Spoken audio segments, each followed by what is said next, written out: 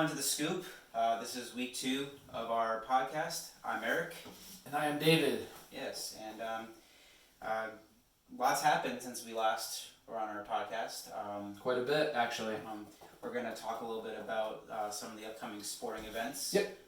Have another financial topic for you guys, and we have a miscellaneous that Dave's going to get into. But yeah, what do you think about my shirt? Do you like it? I mean, yeah, it's a great shirt. Mm-hmm. I'm kind of jealous, but it's Today's a beach day, so. Not for me. Yeah, not for you. That's true. You're going golfing, right? What's up? Are you going golfing? I already went. Oh, you wow. Okay. I went very early. You are early bird with the golfing. I went very early. Yeah, so we'll talk about golf sometime, I'm sure. But let's get right into it, Dave. And the topic I think we should start off with is the NHL playoffs. And back in March when hockey halted, obviously there was a little bit left in the season. Had a much clearer idea, I think, compared to maybe the NBA in terms of where teams what teams are going to go to the playoffs. Right. And then of course COVID hit and it halted, and the passion was definitely there to finish this off. We wanted to finish the playoffs. There was anticipation that as we got to summer, the NHL playoffs would happen. Yep. And they made a plan. It's working. I think it is. The great idea, and I really support this idea, Dave, was rather than just cut off and just do the 16 teams at the time of the halt, they decided to take it up to 24 teams. Yep. And basically do an extra level of qualification and give the top 4 seeds basically a bye. They'll do a round robin for seeding. Those top 4 seeds. Right. But it gave opportunity for teams who are on the outside in with the playoff push coming, an opportunity to try to fight their way, claw their way into the official, I guess you would call it, Stanley Cup Playoffs. I don't know if we call this an unofficial or a faux kind of entry round in the NHL postseason. But nevertheless, there's 24 teams. 16 teams in this opening round, best of 5. I think that's appropriate to do a best of 5 instead of a full 7-game series. Yep. Given that some of these teams were, obviously off, not practicing, don't want to wear them out through 5 rounds.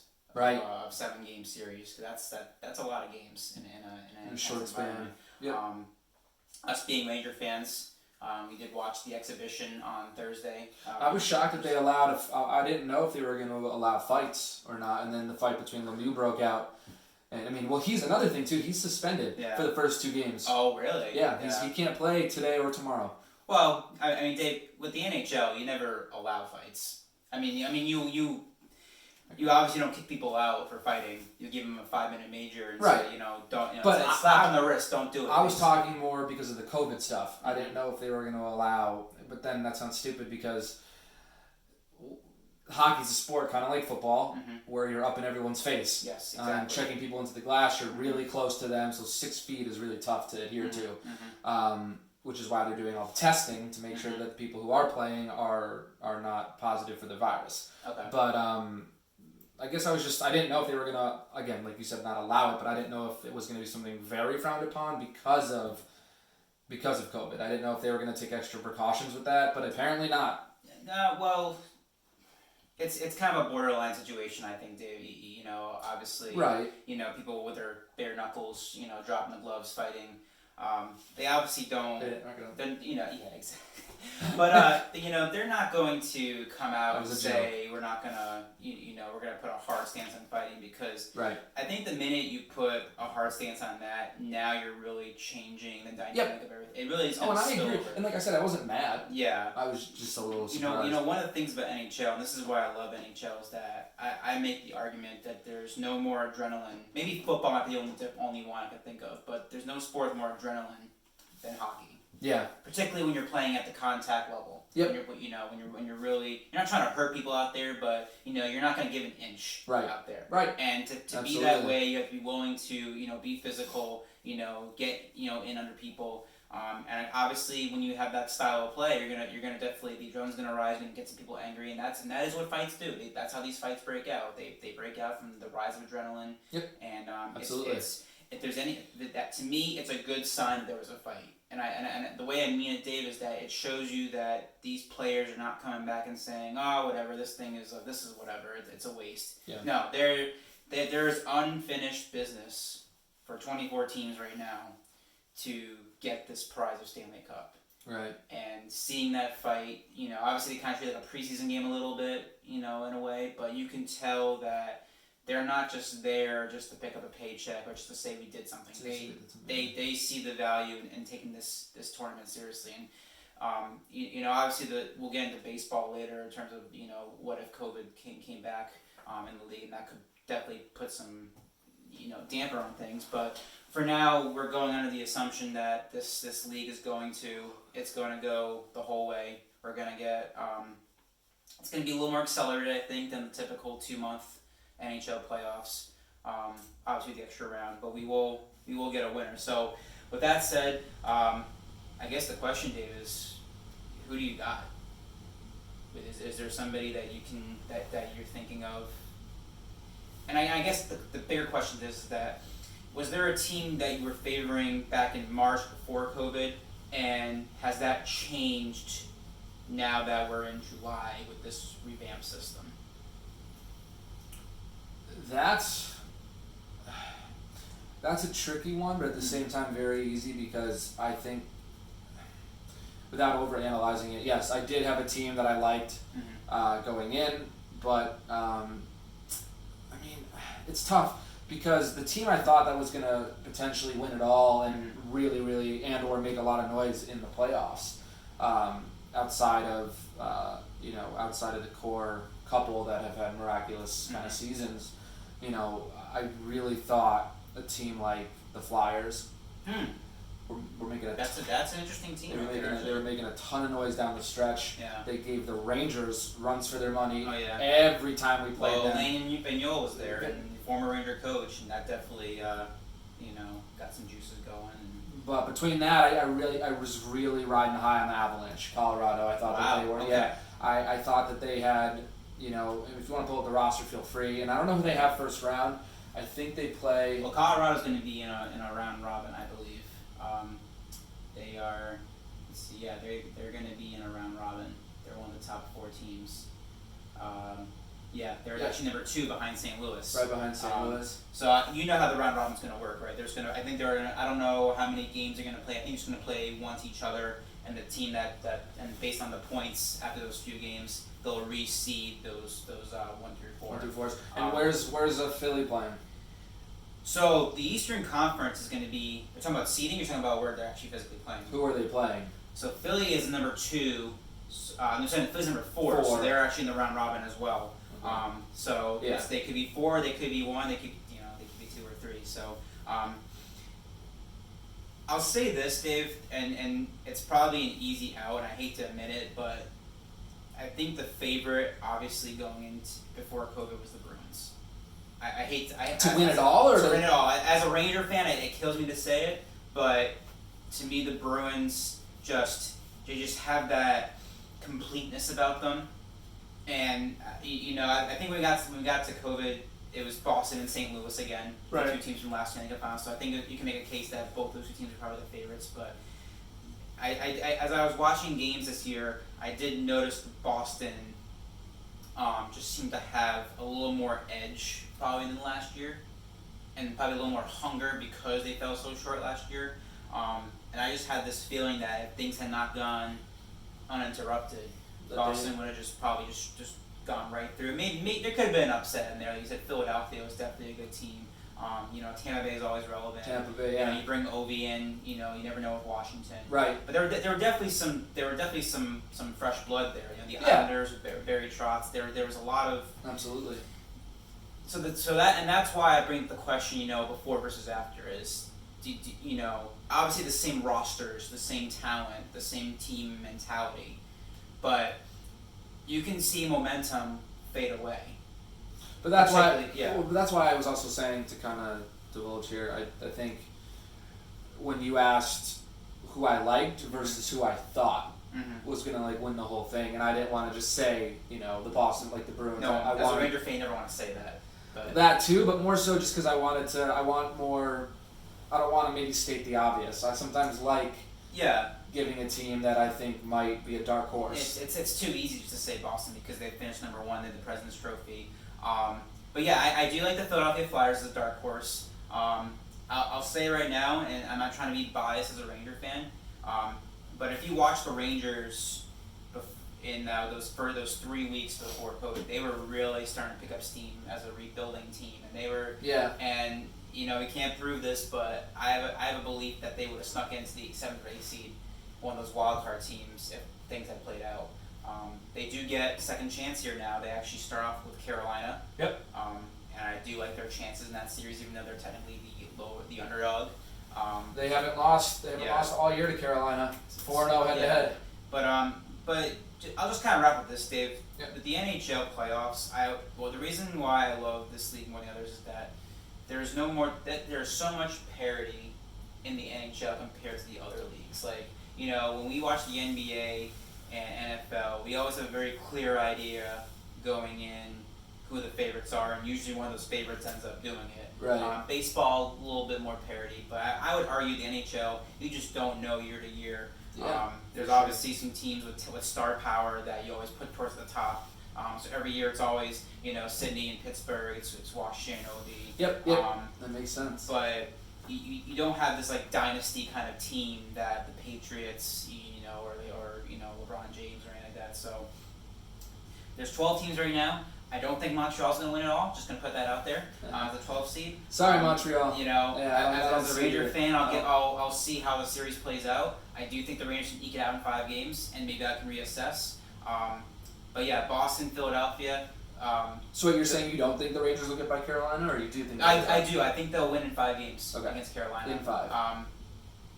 But I said after that you have to reassess. Yep. If they get Boston in round 1, they did not play well against Boston. Not a lot of teams did. No, that's very true. But anything can happen, Dave. That would make me very nervous. That would make me very nervous if they got Boston. So it'll be fun to watch, and the playoffs start, 12 o'clock today. I know. And, 12 o'clock. And when we is it on TV? Is it on NBC? It should be. It should be on NBC Sports. Yep. But when we do this next week, we'll see where our predictions stand.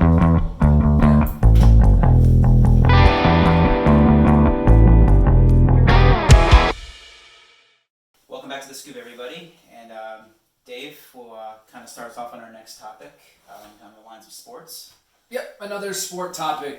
This is going to be baseball and kind of what's been going on in the league the last week or so, and the idea of some positive COVID cases around a few teams, most notably with the Miami Marlins, or the Florida Marlins, the Miami Marlins. Yeah, I always screw that up. And most recently, with the Philadelphia Phillies, they had a couple test positive, I believe, a manager and a player, which is why their games were postponed against the Yankees. And also, most recently, there was some issues with St. Louis. And I just pulled that up. Yeah, so it's not good, Dave.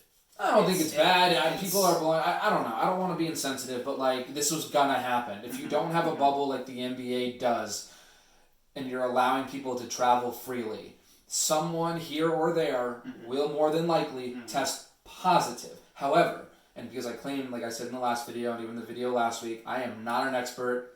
I don't know what I'm talking about. But at the same time, I have enough common sense to know that no matter how hard you try in this whole scenario, because there have been people who have to the T followed every rule in the book and still gotten COVID. Okay. They just have. That's a fact. Look it up. Most people will say it. Anyways, what worries me is that because of the way baseball is doing things, and it's not as controlled, and they did kind of try to really force this season, in that Manfred there wasn't a ton of, from what I've read, there wasn't plan B or C. It was let's really go for plan A and hope for the best. Whereas I feel like the NHL and the NBA is doing the bubble, and football still has a whole nother month to figure it out. Part of why they canceled preseason. I don't think baseball did a good enough job in terms of making protocols to handle it. Knowing what we know, and we're seeing it. Obviously COVID positive tests aren't a good thing. It's not. I don't want to sound like it's not a big deal, because it is. But I just my biggest issue comes from how prepared they were, because they weren't. Yeah. And they knew full well that they were and just even before the season was kind of finalized that it was going to happen, all the talks between the unions and the players and everything, it just seemed very put together, very rushed and forced, and and to some degree they felt pressured because, especially with baseball, and this can be another discussion for another day, it does, no matter how you what your opinion is, it has an older fan base, and even some of the younger people over the years, because of the long seasons or the long games or whatever you want to call it, have just generally lost interest in caring week to week. I still know a lot of avid baseball fans who will watch, who will go to a game, who will support their team. Yeah. But it makes it really hard to be as invested for so long. And when you have that already hurting the sport from a viewing standpoint and getting the numbers for like viewership and TV and stuff like that, you start to lose money. And then when, outside of, Yankees, Mets, Red Sox, some of the other teams out west, on a Tuesday night, it's really hard to get a ton of people, depending on who you're playing, it's really hard to fill up the stadium. And, with that already being an issue for baseball, it seemed that they were so desperate to just have a season, they almost didn't kind of care how it was going to happen. They were just kind of winging it. And I know, obviously, they did more than wing it. But my point is, compared to the other sports, it feels like that's the way they went about it. And because of these recent COVID tests, it feels like they really might not finish the season. And that's scary because these little things, not little, but these things might actually affect them playing. And because there's no backups, because there's no protocols in place, it just doesn't feel like there's a system to help it along. And when you have so many X amount of guys out that can't be replaced, I don't know. If this trend continues, I don't think they will finish the season. My bias is I want them to, but obviously health and safety comes first. That's 1,000% what I believe. And I just don't know if they have the protocols in place to make that happen. I think you look at the timeline of this, Dave. That was me venting. When things happened back in March. By the way, sorry to cut you off. Yeah. Lundqvist is starting in net. He's getting the start tonight. I just got that update on my phone. That's great. Completely unrelated. We were talking about the Rangers in our last segment, so you can go check that out. So Henrik Lundqvist will get the start today at noon. That's great. But the timeline of this, and you go back to March. Yep. And baseball was kind of just still in spring training. Yeah. Just kind of ramping up. Right. But you felt the more direct impact initially was on NBA and NHL because they were starting to build into their postseason and its unfinished business kind of feel. Yep, absolutely. But as this is kind of drawn out, especially as NBA and NHL have put together plans, you're finding that the league that had the most to lose from all this is Major League Baseball. 100%. Because you can argue that while obviously we watch the season to watch the postseason. Yeah. The majority of the money made for the NBA and NHL is of course the regular season. The playoffs obviously are great, but they don't make a lot. They don't make the majority of their money in that part of the season. Correct. You have baseball right now who had to lose out on 2/3 of their revenue of their season. Well, that's what I mean. And to me, it's almost as if they were scrambling to put something out there. Yes. To the point where it might have almost been worse. And to make matters worse, Dave, I felt, and I didn't watch this intensely, but I thought the Players Association may have been a little unfair in some regards in terms of obviously the Players Association wants these players to get paid as much as they can. Yeah, for sure. And there's kind of back and forth about how many games and what the pro rate should be, and it seemed like they kind of had to really draw this out a little bit too much to the point where the best they could do was put a 60-game schedule out there. I know. Like you said, with these dangerous, I don't say dangerous, but they're not airtight protocols. They're not. Because that's one. Sorry, I'll cut you off. That's one part, and this is not NBA talk because we can talk just about the NBA. That is one of the things I actually think that they did right. In terms of handling it. And I'm not saying that's the answer for everything, the bubble, but I'm just saying they clearly thought about They clearly thought more in depth. Yeah. And I feel like Major League Baseball did not. And yeah, to your point, Dave, about the viewership, and there's been obviously the demographics have been declining. The viewership's been declining based on which demographics are still watching. And you're not necessarily getting that fresh new interest into the sport. No, you're not. It's unfortunate. And the worst thing that can happen is losing out on a season or having the embarrassment of trying to put something together and having it fall apart. I mean.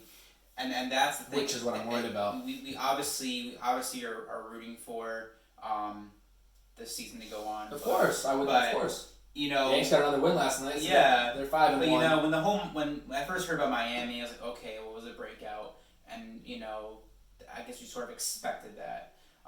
But now, when you start hearing more than Miami, now when you start hearing Philadelphia, St. Louis, is there another team coming in the horizon? To me, when you start adding more and more teams that have to adjust, that's what... In an already shortened season. That's what worries me. Is correct. What's going to be the threshold that MLB says, all right, this is out of control? You know, is it the number of players? Is it the number of teams?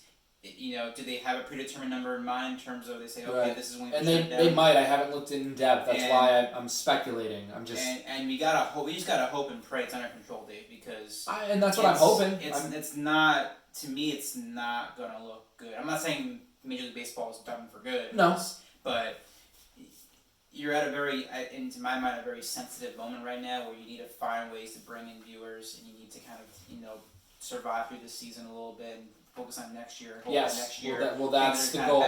Everyone's hoping. In the stands. Yep, by 2021, that's the hope. But from a PR standpoint, Dave, it does not leave a good taste in your mouth to see how this baseball situation played out. No. And like I said, that's why NHL, NBA. I don't know if I'll watch NBA, but I'll definitely watch NHL. Even if the Rangers don't make it all the way, I'll still watch a lot of that. Yeah, I probably will too. Absolutely, I love hockey. But then it does, and we can talk about this next time, Dave, is given what's happening with baseball, how much spillover this is going to the NFL. It's funny. Thank you for bringing that up. Yeah. That is going to be a whole other topic next week that I want to dive into because as we approach, because training camp is essentially most players have reported at this point. So, but some have opted out. If you want to know what's funny, well, it's not funny at all. 2/3 of the players that have opted out so far have been Patriots. Interesting. Out of the 12, I believe 7 have been New England Patriots. Interesting. And Massachusetts is one of the safest places right now. I don't think it has anything to do with that. I think it has I know. I think it has more, and this is with a lot of sports because I've seen it with Major League Baseball too. A lot of the guys that are either new fathers have been the ones that have opted out because of the worry of the kid. And exposing it to a newborn baby could be just as. And that's fair. It is fair. I'm not mad at them at all. See, that's the thing here. I never want to come across as insensitive, Eric, to like that, because I know for some people this is a big deal. Mm-hmm. For some people, this is an extremely serious thing. Yeah. So I don't know.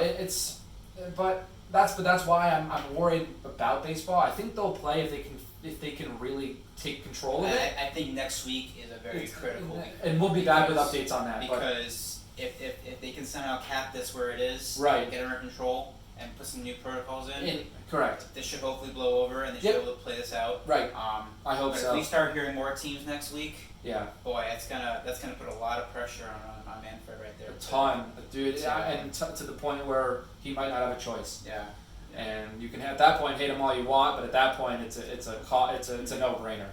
Mm-hmm. In my opinion, as much as I want the season to go on, as much as I'm upset with him canceling, if it's for that reason, he doesn't have a choice. Okay. So I'll definitely have more on that next week, and again we'll talk more about the NFL too, and I've got a whole slew of topics with that as training camp gets underway. So look forward to stuff on that and more updates. Great, thanks, Dave. We'll be back.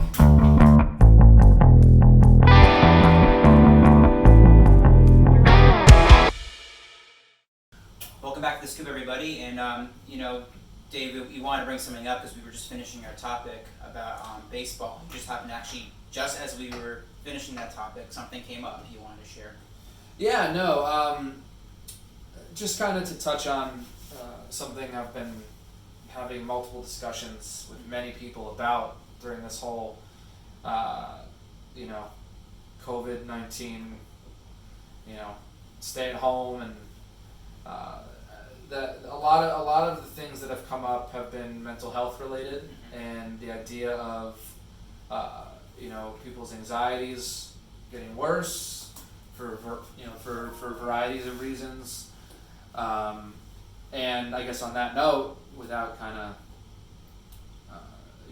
without putting too much fluff on it, I was having one discussion with a particular friend about the idea of flying and the anxiety that comes with flying. Like, and I don't mean like flying a plane like you're the pilot. I mean literally being like a passenger traveling on a commercial airplane.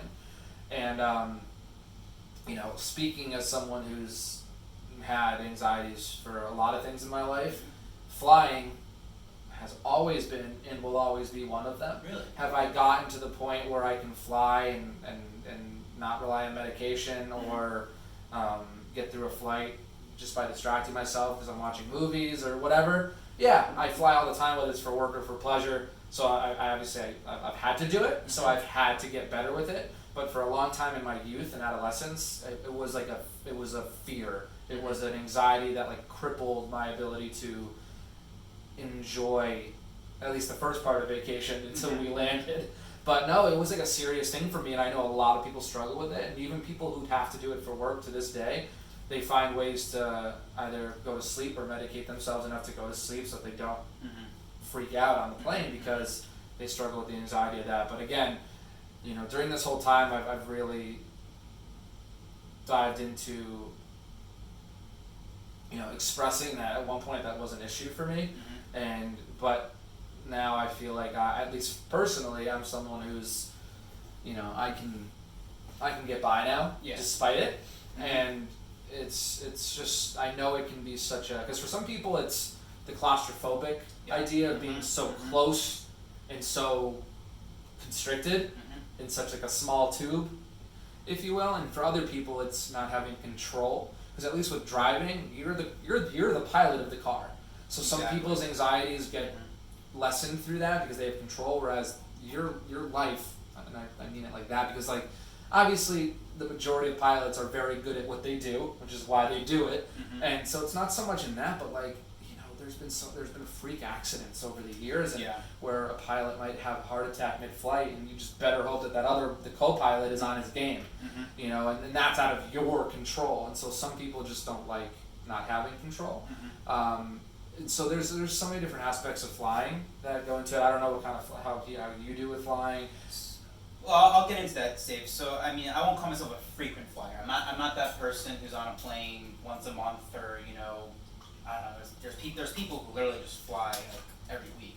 They're I don't say they're crazy, but they just maybe it's out of necessity or maybe they just enjoy flying. But the luxury of having that, whether it's for recreation or work, allows them to do so. And allows them to do so very efficiently. Yes, absolutely. I think there's obviously been moments in time that you look back and say, whatever, 9/11's probably the biggest example where just, you're trapped in a plane, you're involved in something, and it's not always terrorism. It could just be freak mechanical issues. It could be a lot of things that you said, and but nevertheless, whatever it is that could cause a plane to crash, that's where the anxiety is built up. It's the potential at any moment something could happen. Yeah, but I guess, and that's the thing, and that's why I get so kind of, I don't want to say like thrown off by it, but that's an aspect of life that at any moment anything could happen. It doesn't. That's why I try to separate it, because with flying specifically, like I've said, and that's why I just mentioned in detail the reasons why someone's anxiety with flying might be different than someone's anxiety with going to a crowded place like a concert. They might not like crowds. They might not, you know what I mean? So there's just so many reasons why anxiety creeps into our lives, and right now it just seems amplified because of everything going on. And well, I would argue, Dave, that right now the issue with flying is less about the plane itself and more about your health, the health from a potential.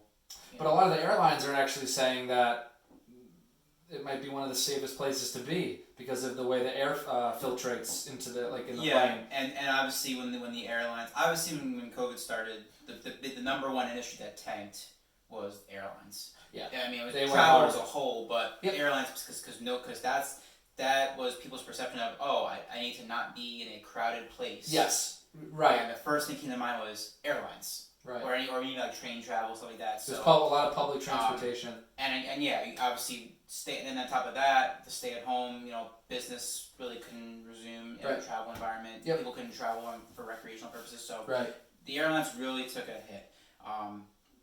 But the secret was, it's kind of a two-parter. Only one part's been resolved, and that's the health side.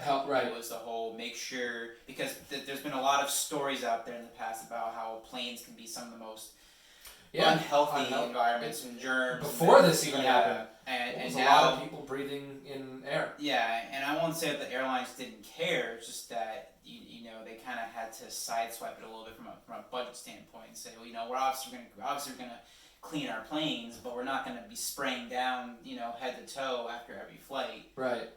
Because that's just too expensive. But now they're back into a corner, and basically the government's saying, well, you can't operate unless you do that. Right. So you gotta accept that. And yeah, with the planes right now, it's kind of a mixed bag a little bit. I think there's definitely people flying again, but it's obviously not at the 100% that it used to be. It's not, but some flights are. I've seen it, and people that I know have still traveled by plane, mostly because of having to. But there are the occasional that have done it for recreation, and the majority of them have said, as long as you're following the protocols, it hasn't been that bad. Yeah. But again, that's something kind of along the same lines as sports that hopefully over time, as we continue to learn and more things come into place, and flying people will feel more comfortable with it again. Just like with anything, it takes sometimes a little bit of time, because even just on that note, I probably about a decade ago when I was playing baseball more seriously, I went down to Florida every year just about to play, and during one of those trips we had to make an emergency landing because of something. There was like a fire in the engine or something, and I remember like in my head I was freaking out like crazy, because I'm like, oh, what does that mean? We're going down? I don't know, whatever. But my point is that after that happened and we landed, everyone was fine. Everyone was totally fine, thankfully. It really took me a solid 6 months to really mentally be ready to fly again.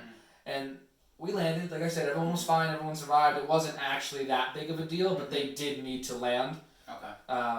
And so just that alone, that was my point, that like anything could happen. But that's like the thing too, and that's why I don't want people to also think that like I'm don't do things because something bad could happen, because that's almost a part of living. People know this, that have anxiety. A lot of these things they want to do, they just struggle with being able to do them because of the fear. Yes. Not that they can't do it, they're just struggling with the ability mentally to bring themselves to do it. And, for me, and this does not work for everybody, I had to fly more to get more comfortable with it. Some people, that's almost the opposite of what they want to do that'll help them. It'll make them more anxious. There are some people who go their entire life without flying. For whatever reason. Maybe it's not always because of a desire, but it could be financial. But that too, absolutely. There are people 100% who just are very content with just not flying. Yeah, and absolutely. That's fine. I mean, flying is, it's not for everybody. It's no, it's not. And I'll say this, Dave. I do understand that anxiety a little bit. I will not lie. I get that sometimes too. Especially at certain times. Like obviously for like an example would be for my honeymoon about 4 years ago. Yeah. I had actually never left the country. I mean, I've been to Canada, but I never actually went overseas. Never went to Europe. Have you been on a plane? I've been on a plane, yeah, but I never been on a plane longer than maybe like 5-6 hours. Yeah. On the West Coast. I was always okay with that, but gotcha. It was the idea of now really ramping, because we went to Italy for our honeymoon, and that was it was nonstop, thankfully. It was about 7? Closer to 8. Closer to 8. Yeah. So it wasn't like it was that much longer than the 6-hour flight I'd been on the West Coast. but it was the perception of going in the ocean. Yep, over the ocean. Right. And I get that 100%. And it's hard to explain. It's very tough. It's like, what are you afraid of? Like, there's studies out there that show that it's the safest mode of transportation out there. Statistically, Statistically, you're right. Yeah, it's just it's a perception thing. Yeah. I think what you said, Dave. It's you take the 0.01% chance something happening. Right. And you picture yourself in that scenario. You do, and that's holy crap! I can't escape this. Yeah. I'm pretty much, because unfortunately the few times that we do have airplane accidents, for the most part there are numerous fatalities. Yes. And that's just, and I think it's the fact that we understand that part of it, and all the credit in the world to airlines and government and making airline travel as safe and pleasant as possible. I put that in quotations. I won't say those it's peanuts and pretzels. I won't say it's the most pleasant. amazing experience unless you're in first class. Right. But you just go back 20, 30 years, and you can see a trend that airline travel has come leaps and bounds. Sure. Ahead of, and so I can only imagine the anxiety maybe 30 years ago of air travel. For some people, right? Because it might have been more frequent to have those kind of scenarios. Yeah, but absolutely. But I would say that you're gonna have that thought, and we'll have to see how common it is. I don't know if there's any surveys out there about people's perceptions of flying. If they have those thoughts come across their head more common than we think. But I'm not gonna lie, Dave. Anytime I'm flying, whether it's an hour down to DC, across the country, different country, those thoughts are going to cross my head at some point, and you're going to be like, oh, well, it just feels like a risky endeavor every time. It does, to some degree, but then again, like I said, and then we just said statistically, it happens when we get in our vehicles. Yeah. So we don't think of it as aggressively, because like I said, at least in that scenario, we have control, and for some people, that's what helps alleviate the anxiety. Mm-hmm. But again, so if anyone has experiences that they want to share, or if they have more questions for us on that, please feel free to comment under the video, and we'll try to address that in another video and talk specifically what someone's issues with flying might be, or how they combat anxieties with flying. Exactly. It's a great topic, Dave, and I definitely want to learn more about it. I do too. Yeah, it's under kind of our miscellaneous kind of discussion of our show, but it's very miscellaneous. I definitely want to know more about it. So, all right, we'll be back in a minute.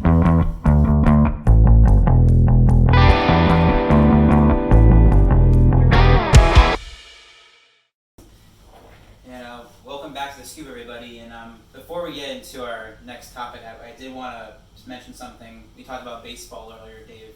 Talk about the potential for the season to maybe come to an halt. And as we were just broadcasting, they actually just came out with an article about maybe 20 minutes ago that they're basically saying there's a strong potential on Monday. Rob Manfred could actually shut down the season. Yeah. So we'll definitely keep an eye on that. You said as early as Monday, right? So it is Monday. So that's wow. Yeah. The third. For those math experts out there, that's in 2 days. Yeah. So yeah, Dave. We'll have to keep an eye on that for next week's show, because that could be a big topic. That'll be a very depressing topic to talk about, yes, but nevertheless we'll have to bring it up. So yeah, we'll keep an eye on that. But I did want to get into something else, and Dave, we as you know from last week's show, I'm the financial, I won't call myself a guru, but I guess I'll bring up the financial discussions probably for the most part, given my financial interests. Yep. We talked about stock market last week a little bit, but I did want to get into something that kind of seen circulate around the internet a little bit. It's credit cards, and and it's something that's really interesting, because basically, owning a credit card these days is like having a driver's license. Like, you just expect it's very common. You'd be almost dumbfounded to see somebody who after a certain age at a certain age doesn't have a credit card. And so actually, I don't know when you got your first credit card. I got my first credit card at 21 years old. I was actually just starting my senior year in college. So I'd actually gone through 3 years of college without a credit card. Yeah. When my bank came to me and said, you should really get a credit card. And I said, well, why? She goes, well, you want to build your credit score, and it's going to help you in the future, apply for car loans and mortgages and that it does do. That it does do. But it is interesting though, because as I said, I've seen some articles about personal finances and how to save money. Right. And one of the things you're starting to see is kind of, I won't say a cult, but you'll see a group of people who feel like a credit card is the dismay to your personal finance, because it's not even a question of dollars and cents. It's a question of behavior. It's a psychological feeling that it's this unlimited potential to just buy whatever you want. You apply for a credit card and it says, okay, you're approved for $10,000. Maybe it's pretty good for your first credit card. Usually it's probably four or five. Your credit limit would be like $4,000 or $5,000 usually when you get a first credit card, depending on your finances. But mine was 2,000. 2,000. Okay. I don't know. I just threw some numbers out there, but it usually starts pretty low. Yeah. And then over time, as you become more creditworthy, your score goes up. They'll approve you for more money. Yeah. Usually when they do that though, it's because you don't actually spend all that money. You're usually very good at putting things in credit card, paying it off, not really collecting any interest or any at all. And so my mentality about the credit card has always been this, and I have never paid a cent of interest on any credit card I've owned, if you can believe that. And the reason why is you are a rare breed. I'm a rare breed, yeah, because that's the thing though, because obviously when you take out credits because you don't have cash in front of you, and maybe there's a big purchase you need to make or something like that, but so this is going on 12 years now, maybe I've had a credit card, maybe a little less than that. It's been about a decade I've had a credit card. I always forget you're in your 30s. Yeah, I know. Not to bring my age into this, but I'm almost 30 though, so I'm not that much younger. But this is of course after the whole financial crisis in 2008, and banks are just trying to get people to have credit cards, and the incentivation, is that the right word? Incentivation. So what? If not, I made up a word today. Incentivize. Yeah. Also maybe not a word. But what motivated bank? What the selling point for banks to give out credit cards was points or reward points. Reward points. Or some kind of and so and so when I got offered a credit card, that was the thing. It was we'll give you a $0 annual fee. Mm-hmm. I went through my bank, and we'll give you points that you can cash in towards gifts or even just miles or something. Miles or even just straight cash too. They just give you a flat a reward back. And so my mentality was, all right, all I have to do is use a credit card for my purchases, and then I just pay off the balance every time, and then you're gonna give me those reward points. I look at it as a profiting tool. Sure. That's when you have that mechanism. Or another example might be, let's say, so there's been some times I had to buy furniture, and furniture is not cheap. Especially the good furniture. Especially the good furniture. So it's gonna be a couple grand to buy a dining table, stuff like that. Right. And do I want to dump $2,000 of trade cash into furniture? Obviously, I could set it, forget it. It's mine. And like I said, you follow some people out there, they'll say that's the mentality, because it's yours, you don't have to pay it back. It's not a burden for on you. But there were times where they would obviously do 0% interest. So they would do a financing plan for 12 months to pay this thing off, and you will waive the interest. Yep. And so I've always taken advantage of those because to me it's a free money game. Whether it's reward points with 0%, and I would argue you lose that game a little bit the minute you start paying the interest, unless obviously you don't have the cash in front of you. Obviously if you're in debt, and you don't have a lot of cash to you, sometimes you kind of back to that corner a little bit, and you have to do the interest. Obviously, when you get a mortgage, obviously that's the big thing. That's your biggest financing thing out there. And you're obviously gonna pay a lot of interest on your mortgage, right?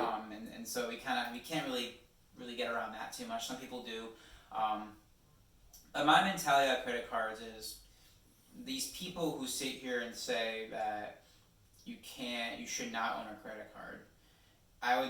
My mindset, and you can tell me if I'm wrong on this, is... Oh, I might. As long as you can keep a budget and you don't spend beyond your means, as long as the credit card is not as the psychological tool of, I've accessed things now because I can just run on my credit. Yeah.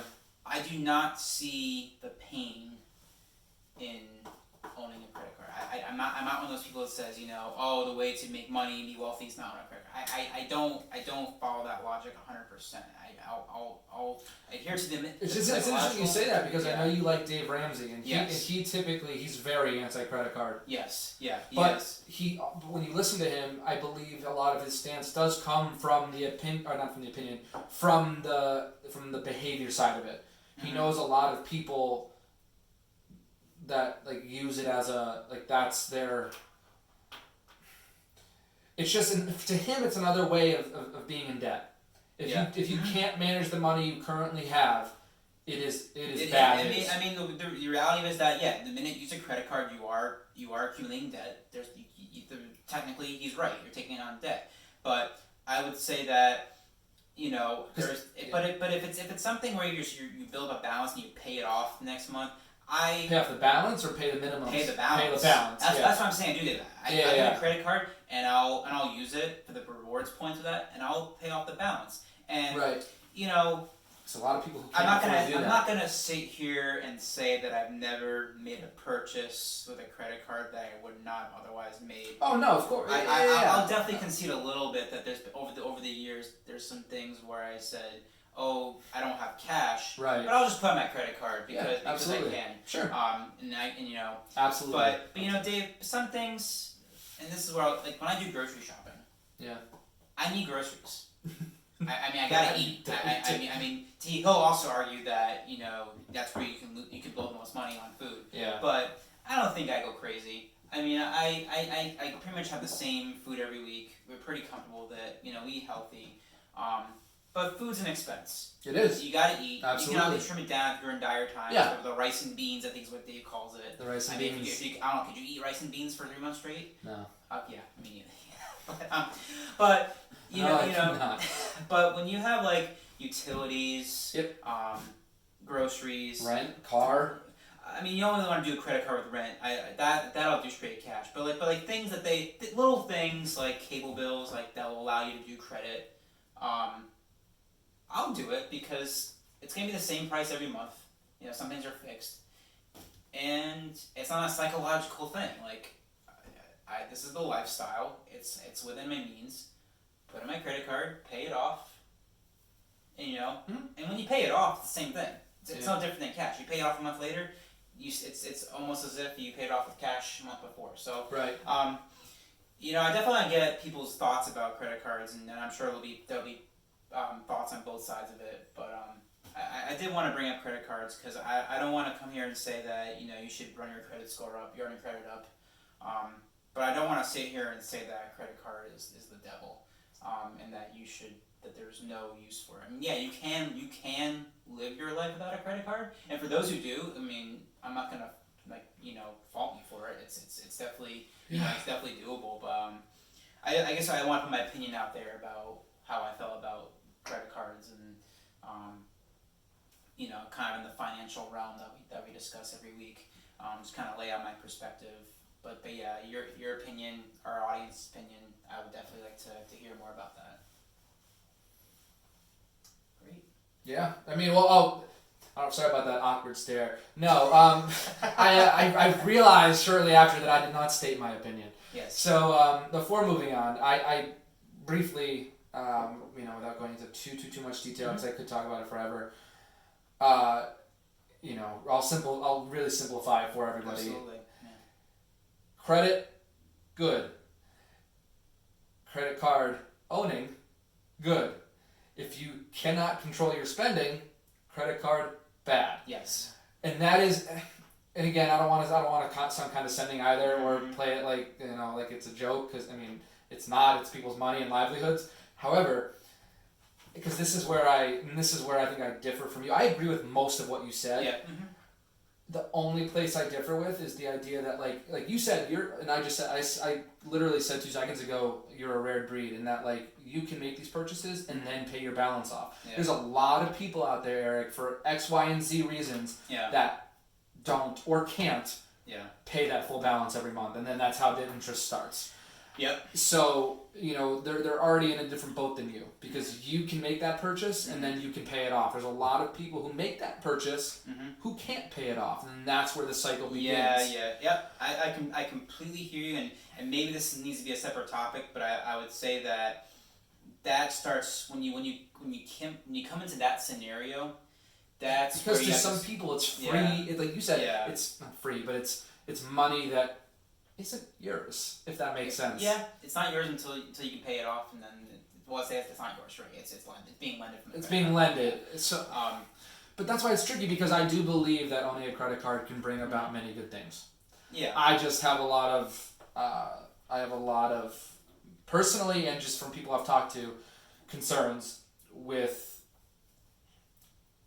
the idea that it's only a good thing.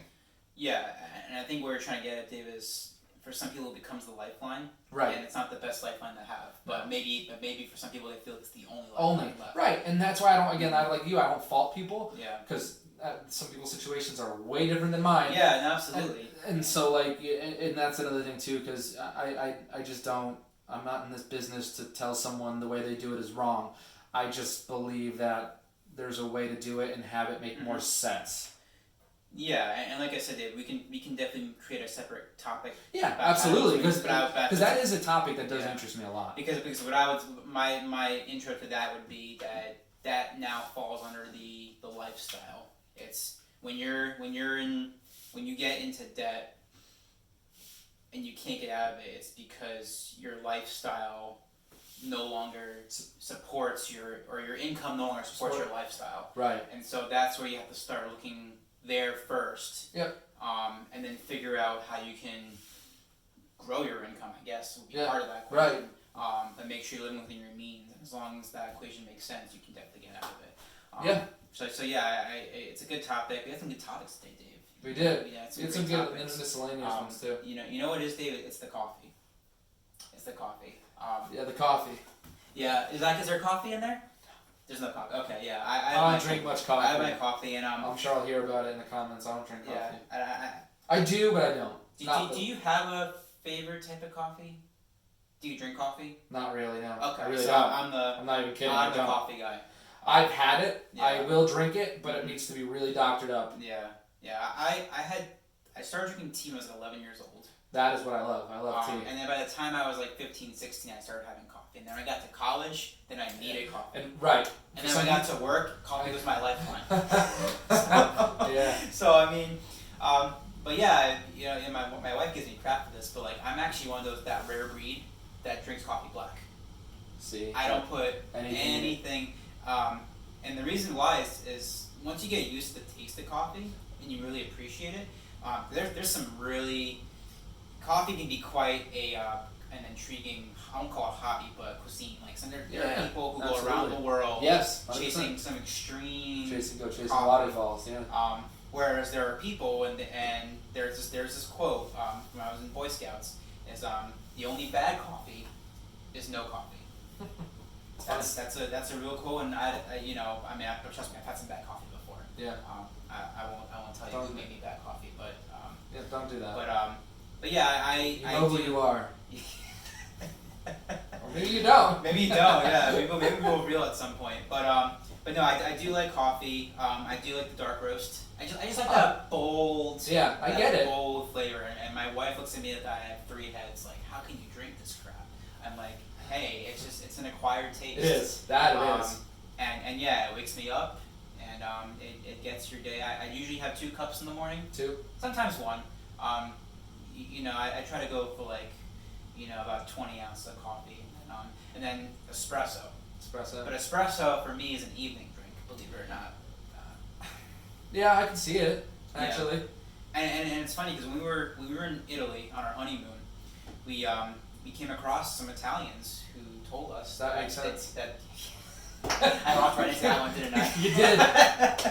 We walked into some locals, and we were talking about, we were having some espresso, and there are people who literally said, like, they would actually, maybe not them per se, but like their ancestors would actually drink espresso right before going to bed.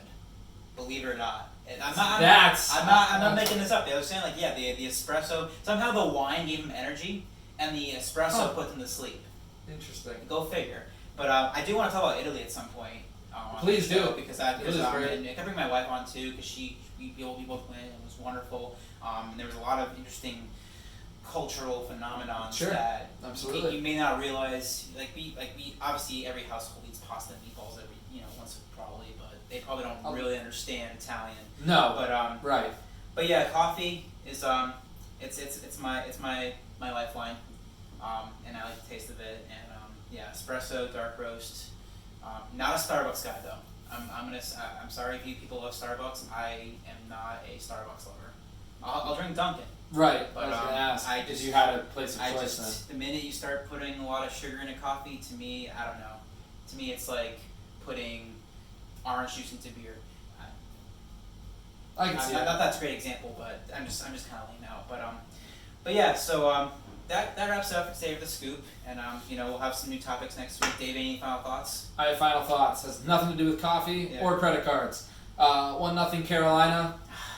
Opening minute scored by Jacob Slavin, assisted by Sebastian O and Martin Neckis. See, Dave, we're trying to end on a high note here. You bring this up to our table. I know. Okay. But that's our scoop for today. All right. Yeah. So see you next week, Dave. We'll see everybody next week. See you next week. Okay.